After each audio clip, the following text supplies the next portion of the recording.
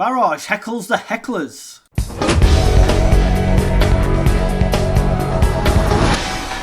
Good clip to show you. I've done my best with the sound. It is a little bit quiet, so listen. But Farage stood up in Parliament to ask what he says to all his constituents about various issues, about Labour, about local elections being taken away, their right to vote, etc. Mr. Speaker, if I can assure the honourable member for Rugby that Reform want healthcare to be free at the point of delivery.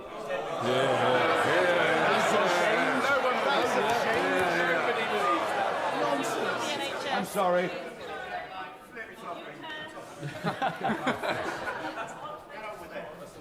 I'm sorry, Mr. Speaker.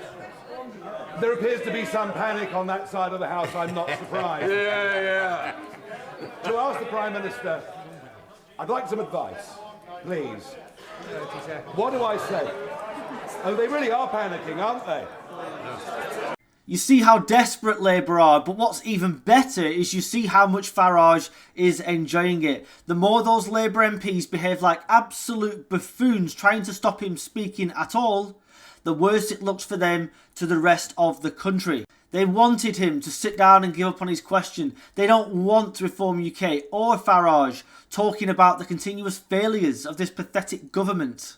Eventually, Lindsay Hoyle did step in and say order and let Nigel Farage get his question out.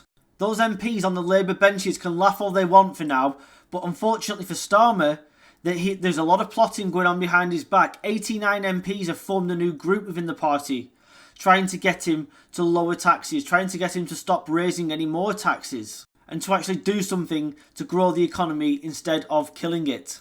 His own ministers are snapping at each other's heels, having a go at each other, infighting between each other. And Reform UK, especially people like Rupert Lowe, are doing more to be in opposition to Starmer single-handedly than anybody else in that chamber. And I tell you what, coming down the tracks very, very soon, there's an even bigger opposition. And that will be Starmer's own MPs, because they can see that if this carries on much longer, they've got absolutely no hope of being re-elected. The fact is, they've got no hope of being re-elected now anyway, but in their own egotistical minds, they still think they've got a chance.